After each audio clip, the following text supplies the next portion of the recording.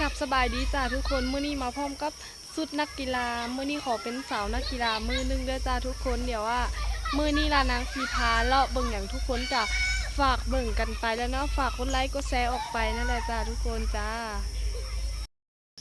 อันนี้ก็คือทางทุกคนทางเข้างานแต่ละมื้อบรรยากาศยามแรงทุกคนอันนี้บรรยากาศยามแรงประมาณแบบตะเวนกำลังขึ้นนะอ๋อแต่เราตะเวนตกหรือว่าตะเวนขึ้นนะ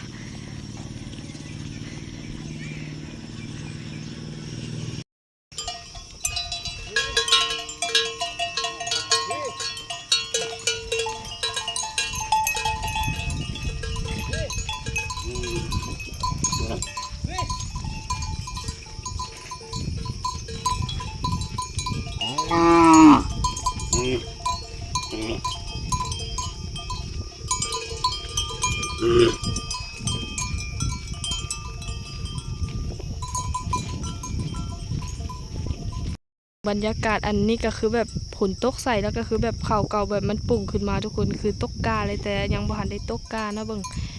บรรยากาศตอนนี้เบิ่งทุกคนบรรยากาศดีแฮงอยากให้ทุกคนมาเลาะมาชมเบิ่งเด้อยู่บ้านลานางบรรยากาศถือว่าดีอยู่นะทุกคนบ้านนอกบ้านนาประมาณนี้แหละนะทุกคนเบิ่งเอาเด้อทุกคนเด้อไกลจำได้ลานางก็พาย่างมาแล้วเพราะว่าลานางบ่มีรถมาทุกคนลานางบ่มีรถจ้ารถตายจ้ะแต่ว่าลานางก็พาทุกคนย่างมาคือเก่ามาแล้วเนาะถ้าบ่เฮ็ดคลิปให้ FC ทุกคนเบิ่งก็คือแบบกายหลายมือไปกับแบบอยู่บ่อยากคักนะเนาะอยากให้ทุกคนเบิ่งนั่นแหละอันนี้เบิ่งตัวนี้น่าสิเป็นเขาจะเอาก้าเดี๋ยวละนางสิพาไปเบิ่งจ้าทุกคนอันนี้เอาก้านะเอาก้าเป็นแบบนี้นะทุกคนประมาณนี้จ้าทุกคนเขาเจ้าเอาก้านะอันนี้ยังบ่หันใหญ่นะทุกคนนะอันนี้มันกำลังยาวกำลังแบบกำลังขึ้นนะยังบ่ยาวนะกำลังขึ้นประมาณนี้แล้วจ้าทุกคนและตอนดำเดี๋ยวละนางก็พามาอีกนะจ้าทุกคนอันนี้ก็คือเขาเจ้าเอาก้านะทุกคนประมาณนี้แหละทุกคนเบิ่งเอาด้วยทุกคนเด้อบรรยากาศบ้านนอกบ้านนาสำหรับใครที่อยู่ในเมืองบ่เคยเห็นแบบนี้ละนางก็พามาเบิ่งได้จ้าทุกคนเบิ่ง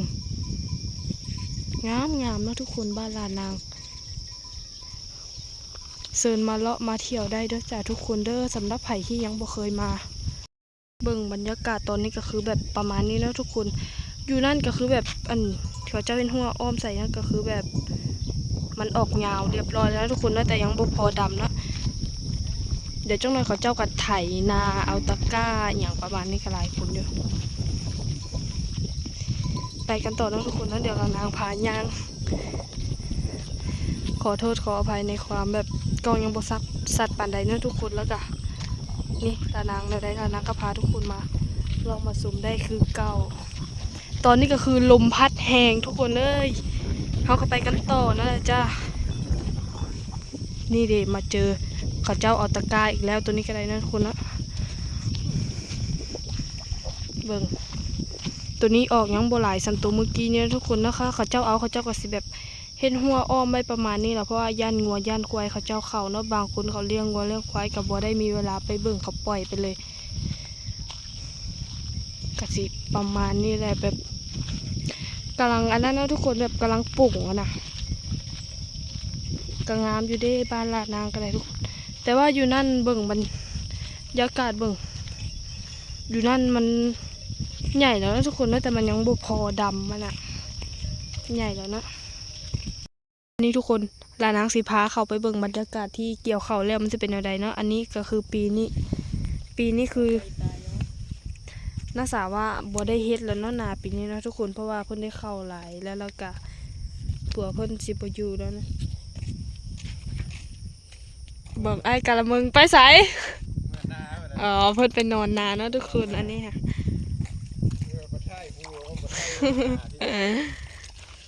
เอามาถ่ายธรรมชาติเลยเนาะเบิ่งทุกคนอันนี้ก็คือบัวได้ปล่อยน้ำบัวได้ปล่อยอย่างมาเนาะก็คือน้ำผลนะทุกคนประมาณนี้นะทุกคนเบิ่งอันนี้ก็คือปีนี้นะสาวว่าบัวได้เฮ็ดนานะทุกคนเดี๋ยว ละนางมาเบิ่งหลังจากเขาเจ้าเกี่ยวแล้วมันก็สิเป็นแบบหญ้าตองอหย่างขึ้นประมาณนี้เนาะทุกคนเนาะเบิ่งอันนี้เขาเจ้าเกี่ยวแล้วก็สิเป็นประมาณนี้เนาะทุกคนเบิ่งตอนนี้ก็คือค่ำหลายแล้วจังหน่อยละนางก็จะได้มือแล้วเพราะว่ามันไกลเนาะละนางย่างออกมาจากบ้านเนาะทุกคนละนางบอกบ่ได้มีรถเพราะว่ารถตายเนาะทุกคนเนาะละนางก็เลยพาทุกคนย่างมา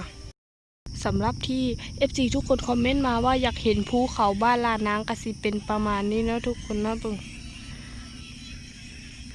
ประมาณเนี้ยเนาะทุกคนประมาณนี้เนาะทุกคนภูเขาบ้านลานางเป็นประมาณนี้แล้วจ้ะทุกคนถ้าอยากเห็นลานางก็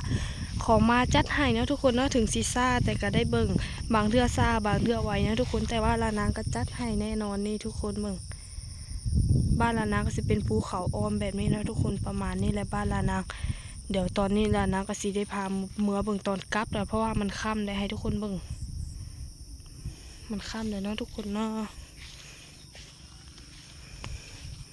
มากับหลานเนาะทุกคนมากับหลานคือเก่าไปเมื่อทุกคนเนาะตอนนี้ก็คือมันค่ำแหงค่ำหลายแล้วเมื่อกันเนาะทุกคน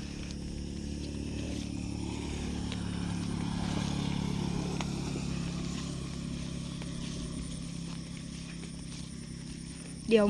ทุกคนอยากให้ลานางถ่ายคลิปพาไปเลาะเบิ่งอย่างทุกคนสามารถเม้นมาบอกได้เด้อทุกคนเด้ออยากให้ลานางพาเลาะเบิ่งอย่างสามารถพาเม้นมาได้เนาะเดี๋ยว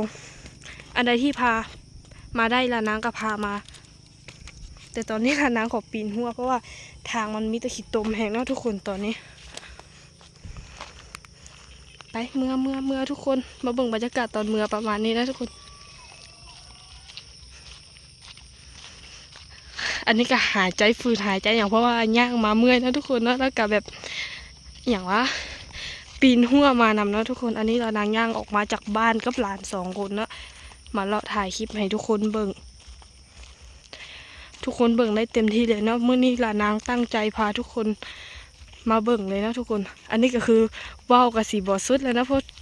หายใจก่อนทุกคนประมาณนี้แล้วนะทุกคนเนาะก็คือลานางบอกอะถ้าทุกคนอยากให้ลานางเฮ็ดคลิปแบบใดสามารถคอมเมนต์บอกลานางได้เด้อจ้าทุกคนอันนี้คือบรรยากาศตอนเมื่อนะทุกคนย่าง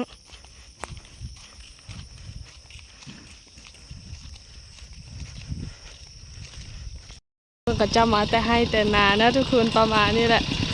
ได้อย่างมาเนาะ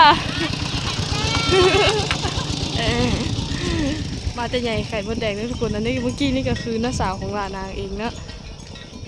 อันนี้คืองัวควายกำลังไหลมานะทุกคนเนาะกำลังไหลมาทีมาเลยนี่ย่างมาประมาณ8 นาที9 นาทีได้ประมาณนี้ทุกคน8 นาที 9 นาทีหรือว่าซากว่านั้นกับบงเลยทุกคนนะนี่ตอนนี้ฮอดหมู่บ้านแล้วกำลังย่างเมืองเฮือนลานางต่อนะทุกคน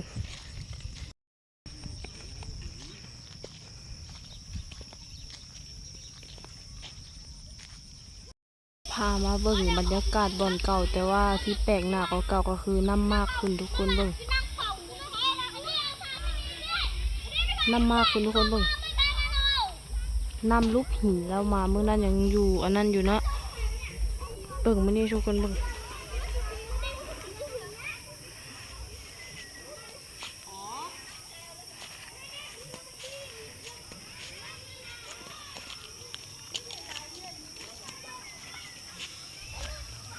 น้ำมากทุกคนเมื่อนี้เบิ่งน้ำขึ้นรูปหินเลยน้ำมากที่เดินไม่เห็นรูปหินเบิ่งอันบางอย่างเป็นประมาณนี้น้องพาเบิ่งในวัดนะทุกคนเบิ่งมื้อสิพาไปหลายบ่อนอยู่นะทุกคน